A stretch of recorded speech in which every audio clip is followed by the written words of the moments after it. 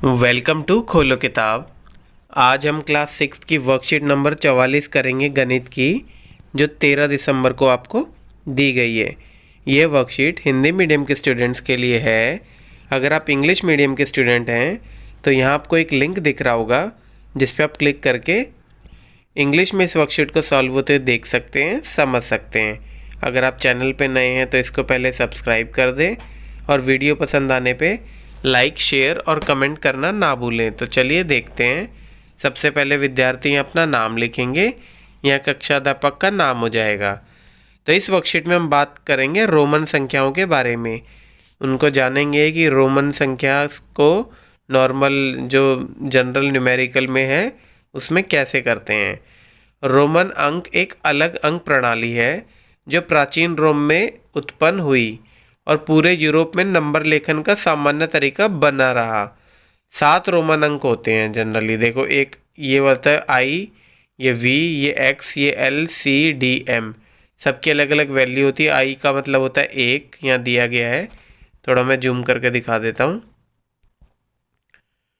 आई का मतलब 1, वी का मतलब 5, एक्स का मतलब 10, एल का मतलब होता है 50, सी का मतलब होता है 100, डी का मतलब 500 और एम का मतलब 1000। ये आपको याद ही करने पड़ेंगे, इसका कोई ट्रिक ऐसी नहीं है। तो इसको आपको याद ही करने पड़ेंगे, ठीक है। अब इसके बाद क्या बताया गया। अब आपने आसपास की कई चीज़ों में रोमन अंक को देखा भी होगा। कैसे? उदाहरण के लिए घड़ी, आप घड़ी देखना ऐसी 1 2 3 4 5 6 7 8 9 10 11 12 इस प्रकार से वहाँ होता है। और भी कई हैं, जैसे आप क्लासरूम में आपकी क्लास भी 6th भी होती है तो ये वी और एक आगे लिखा होता है ऐसे 6th भी करके, इस प्रकार का। तो ऐसे कई उदाहरण हैं। तो आइए अब देखते हैं इसको कैसे समझा जा सकता है। जब निम्न मान का अंक दाईं ओर लिखा जाता है या उच्च मान वाले अंक के बाद लिखा जाता है तो सभी अंकों का मान जोड़ दिया जाता है। उदाहरण के लिए, जब भी आपको याद रखना, जब आपके दाईं तरफ छोटी अंक की डिजिट होगी, दाईं तरफ होगा, या उसको उल्टा की तरफ बोलोगे तो ऊंचा वाला बाईं तरफ होगा। इसको कैसे भी याद कर लेना, तो ये जुड़ जाएंगे। जैसे ये देखो, ये वी और 1 है तो ये क्या, वी सबसे पहले वाला है और इसके दाईं तरफ राइट तरफ छोटा है, 1 छोटा है 5 से, तो ये जुड़ जाएगा। तो 5 और 1 हो जाएगा 6। ऐसे उदाहरण दे रखा है। एक्स को क्या बोलते हैं 10 और वी क्या होगा 5, दाईं तरफ छोटा है तो 10 और 5 हो जाएंगे 15। ऐसे ही अलग अलग है, ये 16 हो जाएगा। फिर ये 5 और 1 2 3 दाईं तरफ छोटे हो रहे हैं, 5 से छोटे हैं ना, तो ये 3 जुड़ जाएंगे 8 हो जाएगा। ऐसे ही एल एक्स, एल कितना होता है 50, एक्स होता है 10, दाईं तरफ छोटा है 50 से तो 50 और 10 60 हो जाएगा। तो ये उदाहरण है, आपको दाईं तरफ से देखने हैं। अब अगला क्या है, रोमन अंकों आई, एक्स, सी को लगातार 3 बार तक दोहराया जाता है ताकि संख्याओं को जोड़ बनाया जा सके। तो आई को भी हम 3 बार तक लिख सकते हैं, एक्स को भी 3 बार तक लिख सकते हैं और सी को भी 3 बार तक हम लिख सकते हैं एक साथ, ताकि ये जोड़ा जा सके। अब फिर है घटाव नियम। क्या है? हमने जोड़ने वाला नियम तो देख लिए, अब घटाव नियम होता है इससे विपरीत। जब कम मान में का अंक बाईं ओर या उच्च मान के अंक से पहले लिखा जाए तो निम्न अंकों का मान उच्च मान के अंक के मान से घटा दिया जाता है। उसमें तो क्या था, जब दाईं तरफ छोटा अक्षर हो तो वो जुड़ता है, और अगर बाईं तरफ आपके छोटा अक्षर हो तो ऊंचे अक्षर से घट जाता है। यही आपको याद रखना है।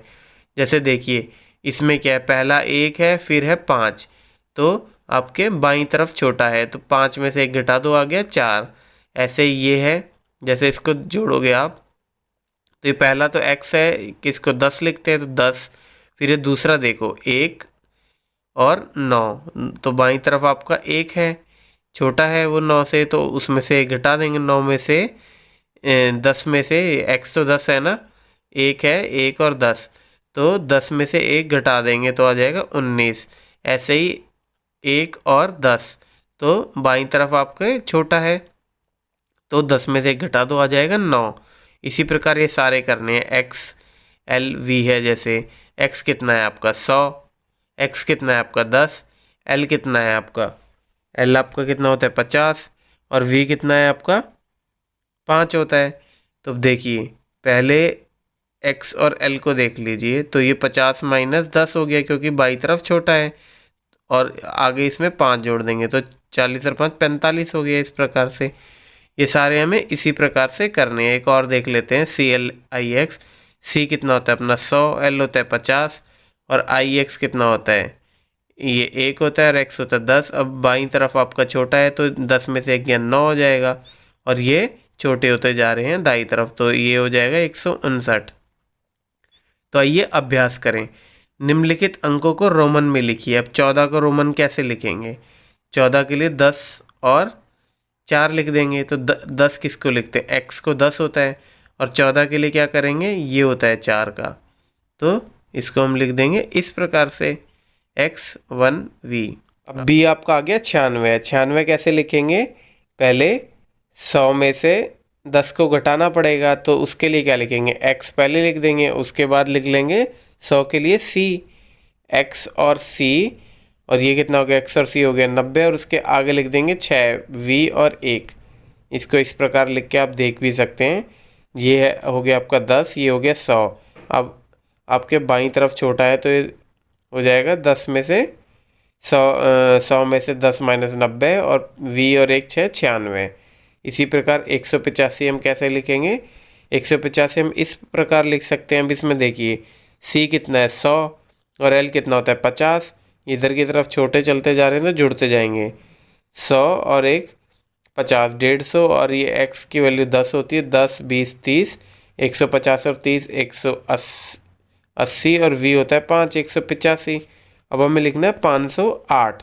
तो देखिए 508 का हम कैसे लिखेंगे? आपको पता है d होता है 500, और उसके बाद 8 लिख देंगे, तो सिंपल है 508। ऐसे ही 106 कैसे लिखेंगे? 106 के लिए c, और उसके आगे v और 1 लिख देंगे, ये 106 हो गया। ऐसे ही आपको लिखना है 83।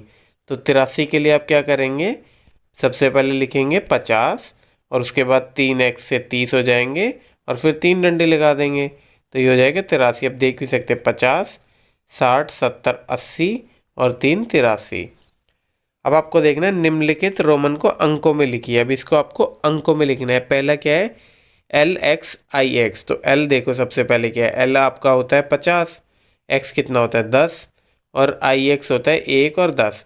अब देखो सबसे पहले आप माइनस वाले ढूंढ लो सबसे पहले। अब आई एक्स है जो ये माइनस में होगा क्योंकि बाई की वैल्यू छोटी है, तो 10 में से 1 गया कितना आ जाएगा 9, तो ये लास्ट की 2 डिजिट का वैल्यू हो जाएगी 9, और ये हो जाएगा 50, और x कितना हो गया 10 60, और 9 ये हो जाएगा 69, तो इसका आ जाएगा 69।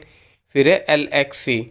अब देखो एल एक्स सी में क्या है? एल एक्स सी का आप वैल्यू बना ही नहीं सकते, क्योंकि देखिए एल की वैल्यू कितनी होती है? एल की वैल्यू आपकी 50 है, एक्स की वैल्यू है 10, और सी की वैल्यू है 100। अब इन दोनों को तो आप देख सकते हैं, एक डिजिट ऊपर से ही घटती हुई चलनी चाहिए ना।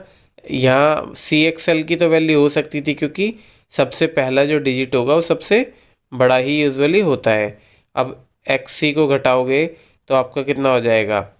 सी की वैल्यू है 100, एक्स की वैल्यू है 10, तो 100 में से 10 गए 90।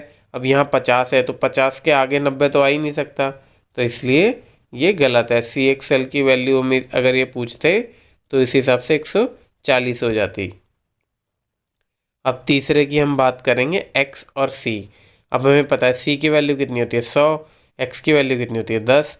अब बाईं तरफ छोटा है तो 100 में से 10 घटा दो, इसकी वैल्यू हो जाएगी 90। अब d है एक्स सी आई आई। तो अब देखिए c कितना है 100, x कितना है 10, तो और ये है 1 और 1, तो x और c वाली वैल्यू सॉल्व करेंगे तो 10 में से 100 में से 10 के 90, और 2 आ गया 92, ये हो जाएगा आपका 92। इसी प्रकार अब एल एक्स एक्स। एल का मतलब ये तो बहुत सिंपल है, एल हो गया 50, और एक्स एक्स एक्स हो गया हर का 10, 50 और 30 हो गया 80। फिर आपका है एक्स एल। तो एक्स एल को कैसे करेंगे? एल आपका हो गया 50, और एक्स हो गया 40, एक्स हो गया 10, तो ये बाईं तरफ छोटा है, तो 50 - 10 हो गया आपका 40 उत्तर। अब प्रश्न 3 देख लेते हैं। मैं बाजार गया और XX पेन खरीदे। बाजार गया और उसने इतने पेन खरीदे। यदि इसे V लोगों के बीच समान रूप से साझा किया जाए तो हम में से प्रत्येक को कितने मिलेंगे। तो देखो कितना सिंपल है। XX पेन का मतलब है 20 होता है, एक X की वैल्यू 10 होती है तो 20 पेन है। और V का मतलब होता है 5 लोगों में। तो अब पेन प्रति लोग कितना हो गया, आपके पास 20 पेन और 5 में बांटने हैं, तो 20 को 5 से भाग कर दो, तो यानी 4 पेन हो गया प्रति लोग। 5 चौके 20 हो जाएगा ना। तो यही इसमें पूछा था, ये हमने बता दिया। अब अगला प्रश्न क्या है। मेरे और मेरे दोस्त का जन्मदिन एक ही तारीख को है, ठीक है। इसलिए कक्षा में हमारे दोस्तों के बीच बांटने के लिए मैं C टॉफ़ियाँ लाया और मेरा दोस्त L टॉफ़ियाँ लाया। हमारे पास कुल कितनी टॉफ़ियाँ हुई। तो हमें C की अगर नॉलेज होगी और L की नॉलेज होगी तो इन दोनों को जोड़ देंगे तो कुल टॉफ़ियाँ आ जाएगी। तो हमें यही लिखना है। अब C का मतलब है 100 टॉफ़ियाँ, L का मतलब है 50 टॉफ़ियाँ। तो कुल टॉफ़ियाँ कितनी होगी, C + L = 100 + 50 यानी होगी 150 टॉफ़ियाँ।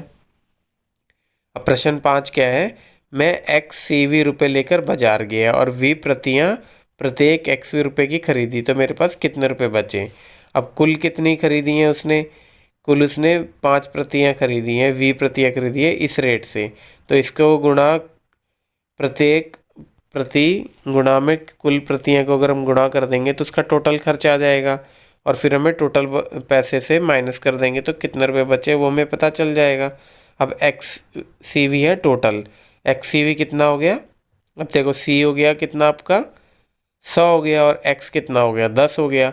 अब बाईं तरफ छोटा है तो 100 में से 10 घटा दो तो 90 हो जाएगा। और ये V है 5 तो ये हो गया 95। और खाली भी हो गया 5 प्रतियाँ। और रेट पर कॉपी कितना है XV यानी 15, 10 और 5 15। अब कुल खर्च कितनी करी है, प्रत्येक कॉपी की जो रकम है उसमें से कितनी कॉपियाँ खरीदी, तो 15 × 5 हो जाएगी। यानी कुल उसने खर्च किया 75 रुपये और उसके पास थे कितने 95। तो बकाया कितना होगा 95 - 75 यानी 20। यहाँ 25 नहीं 20 लिखेंगे और यहाँ 20 आ जाएगा। तो ये हो जाएगा सिर्फ XX, ये मैंने गलत लिख दिया है थोड़ा सा। इसको यहाँ आप लिख दीजिए 20 और यहाँ लिख दीजिए सिर्फ XX। इसी के साथ आपकी ये वर्कशीट कंप्लीट हुई। मिलते हैं नेक्स्ट वीडियो में नेक्स्ट वर्कशीट के साथ। Don't forget to like, comment, share and subscribe the channel. Thank you.